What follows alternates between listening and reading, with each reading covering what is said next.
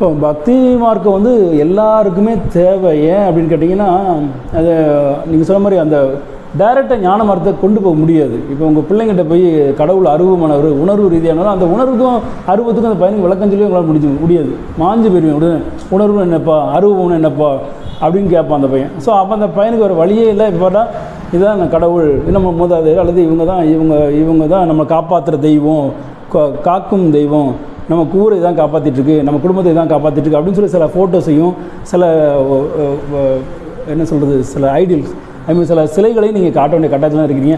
ஆனால் இதே ஏன் எப்போ ஞானமாக இருக்குது அப்படின்னா, அந்த பையன் வந்து ஒரு குறிப்பிட்ட வயசில் வரும்போது அவனை மூளை நல்லா வளர்ச்சி அடைந்தால் அவனே ஒரு கேள்வி கேட்பான் அவங்ககிட்ட. அப்படி தானே, எப்பா இப்படி கடவுள் தான் நம்மளை காப்பாற்றுறான்னு சொல்கிறியே, அப்படின்னா அந்த ஏன் நீ கோயிலை பூட்டிட்டு வரீங்க?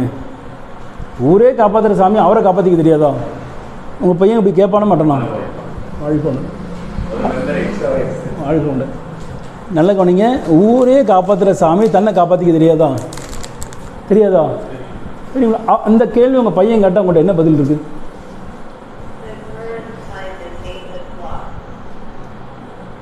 நான் கேட்குற நியாயமான கேள்வி தானே. ஒரு பையன் நல்ல வயசுக்கு வந்த பையன் உங்கள் வீட்டில் கேட்குறான், அப்படி ஊரே காப்பாற்றுற சாமி கடவுள் தான் நம்மளை காக்கும் தெய்வம் சொல்லிட்டீங்க, குல தெய்வம் சொல்லிட்டீங்க, அல்லது எல்லை சாமின்னு சொல்லி வாசலில் கடை வச்சுருக்கீங்க, ஒரு கோயில் வச்சுருக்கீங்க. ஆனால் அந்த கோயிலுக்கு ஒரு கேட்டை போட்டு பூட்டையும் போட்டிருக்கீங்க.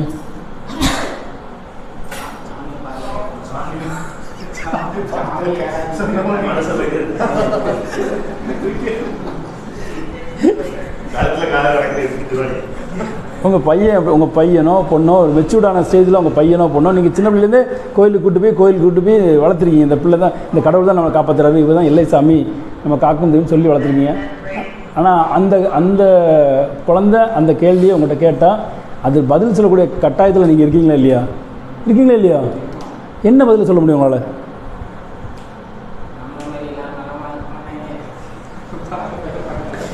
நீங்கள் அப்படி இல்லை, நீங்கள் வேடிக்கைக்கு இப்படி சொன்னால் கூட என்ன நடந்துன்னு கேட்டிங்கன்னா, நீங்கள் இந்த மாதிரிலாம் சொன்னீங்கன்னா அந்த பிள்ளைக்கு நீங்கள் சொன்னதுலாம் நம்பிக்கை இல்லாமல் போயிடும். அப்படி தானே? எதையுமே கடைசியில் நம்ப மாட்டேன். நீங்கள் சொன்னது எப்போ சும்மா இருப்பா, நீ ஒரு டுபாக்கு இருப்பா, அந்த ஆள் கண்ணு முன்னால் இருக்க உண்டியில் திருடிட்டு இருக்கான், அவர் கண்ணை மூடி தான் இருக்கார், அந்த சாமி அவர் உண்டியிலே பாதுகாக்க முடியல, அவர் எப்படி நம்மளை காப்பாற்றுவார் அப்படி கேள்விக்கிட்ட நீங்கள் என்ன சொல்லுவீங்க? அப்படி தானே? நல்ல கவனிச்சுக்க. அப்போ அந்த டயத்தில் நான் what you have to do, அந்த டயத்தில் தான் நீங்கள் வந்து ஞான மார்க்கத்தை நீங்கள் ஆல்ரெடி தெரிஞ்சிருக்கணும். பக்தி மார்க்கம் என்ன, ஞான மார்க்கம் என்ன, அங்கே என்ன இருக்குது, இங்கே இருக்குது, எதன் பொருட்டு பக்தி மார்க்கம் நம்ம நாட்டில் கடைப்பிடிக்கப்படுது. ஞான மார்க்கம் தான் அல்டிமேட் அச்சீவ்மெண்ட்டாக இருந்தால் கூட காய் இல்லாமல் கனி கிடையாது. அப்போ காய்ங்கிறது பக்தி மார்க்கம், கனிங்கிறது ஞான மார்க்கம்.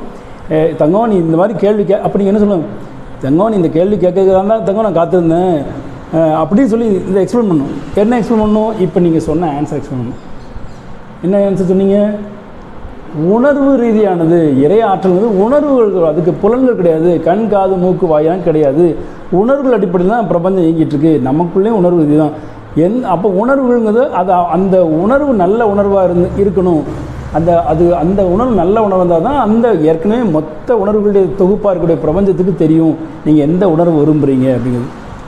நம்ம ரைட்டாக நீங்கள் அப்போ நீங்கள் நான் எதுக்கு இவ்வளோ விளக்கம் கொடுக்குறேன் அப்படின்னு கேட்டிங்கன்னா, நீங்கள் நன்றி சொல்கிறேன்னு சொல்கிறதுக்கும் நன்றியை உணர்வுதான் சொல்கிறதுக்கும் ரொம்ப வித்தியாசம் இருக்குது. நன்றி சொல்கிறது வேறு, நன்றியை நீங்கள் சொல்ல நன்றி தெரிவிக்கிறது வேறு, நன்றியை உணர்வது வேறு. நன்றி ஏன் உணர்வு ரீதியான ஒரு விஷயம் கேட்டிங்கன்னா, then only the universe can understand what you need. உங்களோட தேவைகள் சரியாக அவருக்கு போய் ரீச் ஆகணும்னா நீங்கள் உணர்வு ரீதியாக நீங்கள் அவரை அணுகித்தாகணும். இந்த ராஜா சொன்ன மாதிரி என்ன செய்யணும், நம்ம மகிழ்ச்சின்னு அந்த வார்த்தையை சொன்ன அப்படி தான் ராஜா சொன்னீங்க. மகிழ்ச்சிங்கிற வார்த்தைக்கு நான் ஆக்சுவலாக அவருக்கு இன்றைக்கி தான் புதுசாக கிளாஸ் வந்தால் கூட நான் அவருக்கு ஏன் சரி சொன்னேன்னா, மகிழ்ச்சிங்கிறது ஒரு உணர்வு. அப்போ மகிழ்ச்சியை வெளிப்படுத்தும் போது இறையாற்றல் பிரபஞ்சம் என்ன புரிஞ்சுக்கிடுது, ஓஹோ இவங்க இதில் மகிழ்ச்சி அடைதாரா, ஓகே மல்டிப்ளை தட். நீங்கள் எதை மகிழ்ச்சியை வெளிப்படுத்துனா அது திரும்ப உங்களுக்கு கிடைக்கும்.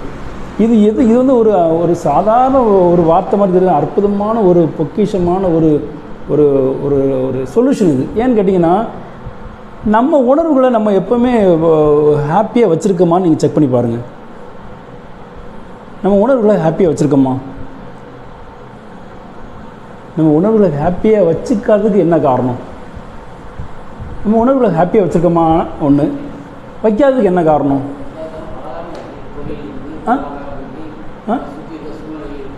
ரெண்டு விஷயம். ஒன்று சொல்கிறேங்க, நல்ல கவனிங்க. நம்ம மனித மனம் எப்போவுமே எதுலையுமே திருப்தி அடையாது. மனித மனம் எப்போதுமே எதுலையும் திருப்தி அடையாது.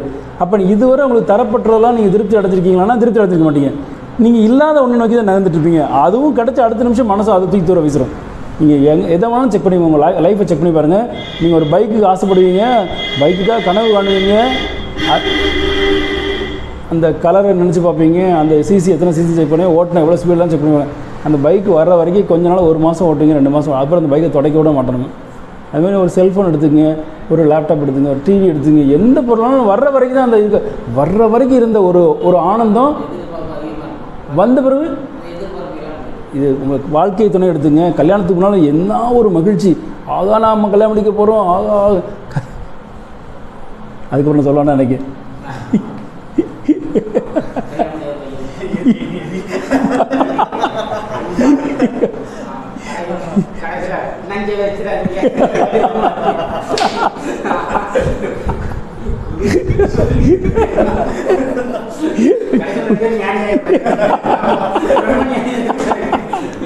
அப்படி இல்லை,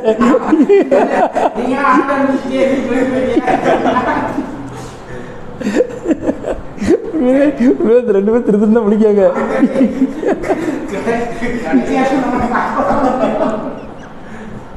சரி, அவருக்கா நம்ம அருணுக்கு ஒரு பேப்பர் கொடுங்க, எழுதுறதுக்கு பெண்ணு தந்தது. இப்போ நான் இன்றைக்கி டாப்பிக்கை நான் ஆரம்பிச்சிட்டேன். இதுக்கு ஒரு எக்ஸிக்யூஷன், செயல்பாட்டுக்கு போயிட்டு நம்ம தவத்து போயிடணும். தவத்தை போலவே இந்த பயிற்சிகள் ரொம்ப முக்கியங்களா நான் ரொம்ப ஆணித்தரமாக நம்புகிறேன். ஏன்னா ஒன்று நாட் ஓன்லி மெடிடேஷன் நீங்கள் சிடியில் போட்டு ஆடியோ போட்டு நீங்கள் வீட்டில் பண்ணிக்கலாமே. அப்போ இந்த வைப்ரேஷன் ஒரு விஷயம் இருக்குது, இந்த இடத்துல ஒரு வைப்ரேஷன் இருக்குது, இல்லைன்னு சொல்ல முடியாது. மோரோவர் தட் வைப்ரேஷனை தாண்டி, தவத்தை தாண்டி இந்த அகத்தாய்வுகள் சொல்லக்கூடிய அந்த இன்ட்ராஸ்பெக்ஷன் ரொம்ப ரொம்ப முக்கியம். நீங்கள் உங்களை மெருகேற்றணும். அது ஷார்ப்பான ஒரு வெப்பனை கொடுக்குறதுக்கு முன்னாடி அந்த வெப்பனை எப்படி யூஸ் பண்ணணும்னு சொல்லி தந்துட்டு என்கிட்ட இருக்குமா, அவர்கிட்ட கொடுத்துரு, எக்ஸ்ட்ரா உள்ளதை அருண்கிட்ட கொடுத்துரு. அப்போ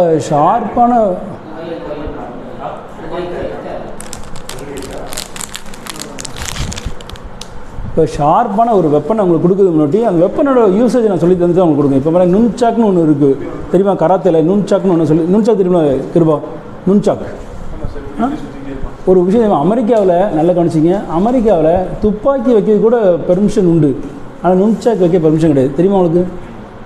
நுண்சாக் வைக்கிறதுக்கு அமெரிக்காவில் நீங்கள் கவர்மெண்ட் பெர்மிஷன் வாங்கணும். ஏன் அப்படி சொல்லுங்க வைப்போம், அது அவ்வளோ ஆபத்தான வெப்பன் அப்படின்னு சொல்கிறாங்க அமெரிக்கன் கவர்மெண்ட். நுண்சாக் ப்ரூஸ்ல யூஸ் பண்ண வரலாங்க, நுண்சாக், அதான் நுண்சாக்.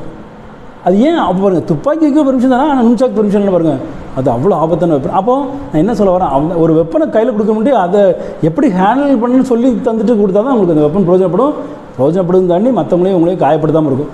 நுண்சாக்கை தப்பாக யூஸ் பண்ணால் நம்ம மட்டும் காயப்படுத்திடும். அப்படி தானே பிரிவா, அப்படி தானே நுண்சாக்கை நீங்கள் தவறாக பயன்படுத்தினா உங்களே காயப்படுத்தினது. இப்போ நம்ம சொல்லக்கூடிய இந்த தவமும் அப்படி தான். நீங்கள் மெடிடேஷனை ப்ராப்பராக பண்ணாட்டா அந்த மெடிடேஷன் உங்களே பாதிக்கிறதுக்கு தாக்கிறதுக்கு வாய்ப்பு இருக்குது. ஏன்னா நீங்கள் நார்மலாக இருக்கிறத விட இப்போ அபரிதமான பவர் உங்களுக்கு கிடைக்கும். அந்த பவர் கிடைக்கும்போது உங்களுக்கு உங்களுடைய இயல்பாகவே உங்கள்கிட்ட இருக்கக்கூடிய ஏதாவது ஒரு குணங்கள், ஒரு சினமாக இருக்கட்டும், ஒரு வெறுப்பாக இருக்கட்டும், ஒரு அதிருப்தி, அது பல மடங்கு பெருசாக வரும். உங்களுக்கு ஆல்ரெடி பலம் இருக்குது, நீங்கள் இந்த பலத்தை பிரயோகித்து என்ன பண்ணுறீங்க, அந்த சினத்தை வெளிப்படுத்துவீங்க, அல்லது அதிருப்தி வெளிப்படுத்துவீங்க, அல்லது பக்கத்தில் இருக்கவங்க தாக்குறதுக்கு முற்படுத்துவீங்க. இப்படி தான் நிறைய முனிவர்கள்லாம் வந்து வம்பா போனாங்க இந்தியாவில். அப்படி தானே பவர் நிறைய கிடச்சிடும், சாபம் விட்ரு, அழகாக சொன்னீங்க, சாபம் விட்டுருவாங்க. ஏன்னா அவங்களுக்கு பவர் இருக்கும், ஆனால் அவங்களுக்கு இந்த அகத்தாய்வு பயிற்சிகள் கொடுக்கப்படாது. அந்த இன்ட்ராஸ்பெக்ஷன்ஸோட அகத்தாய்வு பயிற்சிகள் அது இல்லாதனால அவங்க என்ன பண்ணிட்டாங்க, பவர் ஜாஸ்தியாட்டு உடனே எப்படி நீ அப்படி போ இப்படி போ, அப்படி போகிறதுனால நல்லா கவனிச்சிங்க. இப்போ ஒரு ஆள் சாபம் விட்டுதாரு, முனிவர் சாபம் விட்டோன்னா அந்த ஆள் வந்து எப்படி இல்லாமல் போகிறாரு, இறந்து போகிறாரு. ஆனால் சாபம் விட்டு இவருக்கு பாவம் சிரமம் சேராதா? அது எந்த இதிகாசம் சொல்லலை. விஸ்வாமித்திரர் சாபம் விட்டாருமாங்க, ஆனால் அதுக்கு பாவம் தானே, அந்த பையனை தண்டித்த பாவம் இருக்குது. அப்போ இந்த பாவத்துக்கான பலனை அவர் அனுப்பிச்சு வந்துடணும். அப்போ நான் என்ன சொல்ல வரேன்னா, நீங்கள் நல்லா புரிஞ்சுங்க, இந்த தவம் பண்ணுறதுக்கு எவ்வளோ முக்கியத்துவம் கொடுக்கும் அதே அளவு உங்களுடைய நீங்கள் அகத்தாய்வுக்கும் இன்ட்ராஸ்பெக்ஷன் முக்கியத்துவம் கொடுத்தாகணும். அதில் நான் முறைப்படுத்திகிட்டே இருக்கோம். என்னென்னா எப்படி அகத்தாய்வு பண்ணுறது, அகத்தாய்வு சும்மா பேருக்கு என்ன மாறாதல், என்ன சின்னந்தவத்தில், என்ன சின்னந்தவத்தில் என்ன மாறாதல், ஆசை சிரமத்தில் அப்படி பேருக்கு சொல்கிறத விட உணர்வு பூர்வமாக எது செஞ்சால் வாழ்க்கையில் ஜெயிக்க முடியும், எது உண்மையான ஒரு அகத்தாய்வு அப்படிங்கிறத உணர்ந்து வாழ்க்கையில் வெற்றி பெற்று அதை நான் உங்களுக்கு ஃபீட் பண்ணிகிட்ருக்கேன். ஸோ இன்றைக்கி நம்ம தலைப்பு, அருண் லேட்டாக தான் அவருக்கு இன்றைக்கி தலைப்பு சொல்லுதேன். இன்றைக்கி நம்ம செய்யக்கூடிய ஒரு ப்ராக்டிஸோட தலைப்பு கடந்த காலத்தை கௌரவிப்பது எவ்வாறுன்னு. கடந்த காலத்தை கௌரவிப்பது எவ்வாறு, அப்போ அதுக்கு ஃபஸ்ட்டு திங் என்னென்னா, நான் ஏற்கனவே நிறைய கேள்வி கேட்டு அவங்க பதில் சொல்லிட்டாங்க. என்ன பதிலாக நீங்கள் மட்டும் பதில் சொல்ல. கடந்த காலத்தை எப்படி கௌரவிக்கணும்னா, நடந்த நிகழ்ச்சிகளில் நம்ம பொதுவாகவே மனித மனம் எப்படி இயங்கிட்டு இருக்குன்னா, அதில் உள்ள அதிருப்தியை மட்டும் தான் கையில் பிடிச்சிக்கிட்டு நல்லதெல்லாம் மறந்துட்டுருக்கோம். நம்ம ரைட் ஆர் நாட்? நீங்கள் அப்போ நல்லதை மறக்கீங்க, யாரும் மறுக்க முடியாது. நல்லதை மறந்துடுறீங்க, யாரும் மறக்க முடியாது. பாருங்கள், நீங்கள் நல்ல விஷயம் உங்கள் ஃப்ரெண்ட்ஸுக்கே பாருங்கள், 100 நிமிஷம் நல்லா செஞ்சுருப்பீங்க, கடைசியில் ஒரு நாள் அவர் ரூபா கட்டுப்பா தந்திருக்க மாட்டீங்க. அந்தாலும் என்ன செய்வாங்க? மறக்காங்களா இல்லை? மறுக்க முடியும், மறக்காங்க இல்லையா? வாயா என்னையா மனுஷன் 100 ரூபா கட்ட தரல அப்படின்றோம். ஆனால் அது வரைக்கும் நீங்கள் எவ்வளோ செஞ்சுருப்பீங்க. அது டோட்டலாக ஒரு செகண்டில் வேனிஷ் ஆகிடும், மறந்துடுவாங்க. அதுதான் திருவள்ளுவர் என்ன சொல்லணும்னா, எந்தென்றி கொன்றார்க்கும் ஓய்வுண்டாம், ஓய்வில்லை சேர்ந்தென்றி கொன்ற மகருக்கு. அப்போ அவர் என்ன சொல்கிறாருன்னா, எது செஞ்சாலும் அவனுக்கு வாய்ப்பு உண்டு முன்னேறதுக்கு. ஆனால் செஞ்ச நன்றியை மறந்தவனுக்கு வாய்ப்பே கிடையாது வாழ்க்கையில் முன்னேறு. நல்லா கவனிச்சிங்க. எந்தென்றி கொன்றார்க்கும் ஓய்வுண்டாம், ஓய்வில்லை சேர்ந்தென்றி கொண்ட மகருக்கு அப்படின்னு சொல்லுது. இந்த குறள் ரொம்ப ரொம்ப முக்கியமான குறள். இது மற்றவங்களுக்கு சொல்கிறதுக்கா மட்டும் நமக்கும் தான். நம்ம செஞ்ச நன்றியை மறந்துருக்கோமா, மறக்கலையா?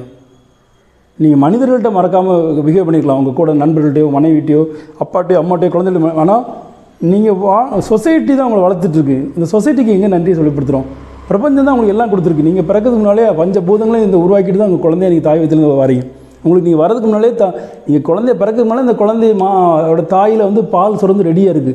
இந்த குழந்தை வந்தோடனே பசிச்சா என்ன செய்யும்? அதுக்கு வேறு எந்த ஃபீடும் கொடுக்க முடியாது, எந்த ஃபுட்டும் ஒத்துக்காது, அப்படி தானே? அப்போ அதுக்கு பால் தேவைன்னு சொல்லி தாயோட மார்பகத்தில் பாலை உற்பத்தி பண்ணி ரெடியாக வச்சுட்டு தான் குழந்தை வெளியே வருது. அப்போ அந்த கடவுள் எவ்வளோ அன்பும் கருணையாக இருக்கார். நீங்களாக நினச்சி பாலை உருவாக்க முடியுமா? நான் வரேன், இத்தனை பிறக்க போகிறேன், எனக்கு ஒரு சப்பளை பால் சொன்னேன்னு சொல்லிட்டு பிறந்தீங்க. அப்போ நீங்கள் வரதுக்கு முன்னாடி பால் ரெடியாக இருக்குது. அப்போ அதை செஞ்சது யார்? இறையாட்டு. நீங்கள் 3 வயசு வரை முழுமையாக வளர்ச்சி இடையில நம்ம நன்றி சொல்லலாம். அதே மாதிரி குணம் தான் இன்றைக்கி வரைக்கும் இருக்குது. இன்னை வரைக்கும் நீங்கள் பிறந்த குழந்தைகளுக்கெல்லாம் நீங்கள் சொல்லிக் கொடுக்காததில் அவங்க எங்கள் அம்மா என்ன செஞ்சாங்க, எங்கள் அப்பா என்ன செஞ்சாங்க, நானாக வளர்ந்தேன்னு சொல்லிட்டு இருப்போம். அப்படி வாய்ப்பே கிடையாது. அப்போ எல்லாத்துக்கும் நீங்கள் நன்றி சொல்ல பழகுங்க. நன்றி சொல்ல பழகும்போது மட்டும் நன்றி சொல்லல என்ன நடக்கும்? ஆக்சுவலி நான் ஃபைனல் ரிசல்ட்டே சொல்லிவிட்டு உங்களை ப்ராக்டிஸ் கொடுத்து போய் நன்றி இப்போ நீ சொல்கிறேன், நன்றியை உணர சொல்கிறேன். கிராட்டிடியூடுங்கிற ஒரு வார்த்தையை வாழ்க்கையாக்க முயற்சி பண்ணுறேன். அதில் வாட் வில் ஹேப்பன், அதில் என்ன நடக்கும், எதுக்காக செய்ய சொல்கிறேன்? நல்லா கவனிச்சிங்க. நான் உங்களுக்கு ஒரு ரிலேட்டடாக சொல்லித்தரேன். கடந்த காலத்தை கௌரவிப்பது எவ்வாறு அப்படிங்கிற தலைப்புக்கும் நன்றி உணர்வு வெளிப்படுத்துறதுக்கும் மிக நெருக்கமான தொடர்பு இருக்குது. என்ன தொடர்பு சொல்லுங்கள் பார்ப்போம். என்ன தொடர்பு இருக்குது? கடந்த காலத்தை கௌரவிப்பது எவ்வாறுங்கிற தலைப்பில் நான் உங்களை நன்றி உணர்வை வெளிப்படுத்த சொல்கிறேன். அது பிறந்ததுலேருந்து நீங்கள் எதனாலும் சொல்லலாம், எத்தனை தடவை சொல்லலாம், தப்பே கிடையாது. ஏன் அதை செய்ய சொல்கிறேன்? இந்த ப்ராக்டிஸுக்கும் அந்த தலைப்புக்கு என்ன சம்மந்தம் இருக்குது?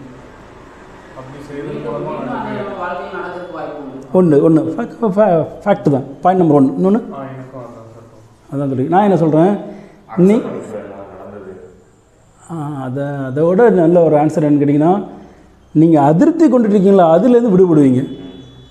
உங்களுக்கு 2 விஷயம் அதிருப்தியாக நடந்திருக்கும், 8 விஷயம் நல்ல விஷயம் நடந்திருக்கும். நீங்கள் இந்த அதிருப்தியிலே முழுமையான நேரத்தை மனசை செலவழிக்கிறனால இந்த 8 விஷயங்களை மறந்துட்டு தான் இருக்கீங்க. நீங்கள் 8 விஷயங்களை நினைக்கும் போது அந்த 2 விஷயங்கள் அடிபட்டு போகும், இல்லாமல் போகும், மறந்து போகும், மறக்கடிக்கப்படும், கீழே அப்படியே புதஞ்சு போயிடும். உண்டா இல்லையா? நீங்கள் இப்போ எழுதிட்டே இருங்க, ஒரு 5 பாயிண்ட்ஸ் எழுதுங்க, அப்போ தான் தெரியும் இதெல்லாம் மறந்துட்டேன். இதை சொல்லி முடிக்கும்போது உணர்வாக நீங்கள் மாற்றுனீங்கன்னு வைங்களேன், அப்போது நீங்கள் தான் then only you will feel very happy. If you feel happy, the happiness will come to you again and again. That is the final process. நீங்கள் திரும்ப உங்கள் மகிழ்ச்சியை உங்களுக்கு தரணும் அப்படின்னா முதல்ல நீங்கள் மகிழணும்ல. மீண்டும் மகிழ்ச்சி உணர்வு உங்களுக்கு வரணும்னா முதல்ல நீங்கள் மகிழணும். ஏன் மகிழாமல் இருக்குது? இன்னும் ஏதோ ஒன்று கிடைச்சா தான் மகிழ்ச்சி அடைவீங்களா? இன்னும் ஏதாவது கிடைச்சா தான் மகிழ்ச்சி அடைவீங்களா? ஏற்கனவே கிடைச்சது நீ நன்றி உணர்வை வெளிப்படுத்தினாலே மகிழ்ச்சி வந்துட போகுது. நல்லா புரிஞ்சுக்க. நீங்கள் அப்போ நன்றி சொல்கிறதுக்கு நன்றி உணர்வுக்கு என்ன சொன்னால், நீங்கள் நன்றியை இந்த ஒரு விஷயம் மட்டும் நடக்கலைன்னா கடவுளே எனக்கு அது எப்பா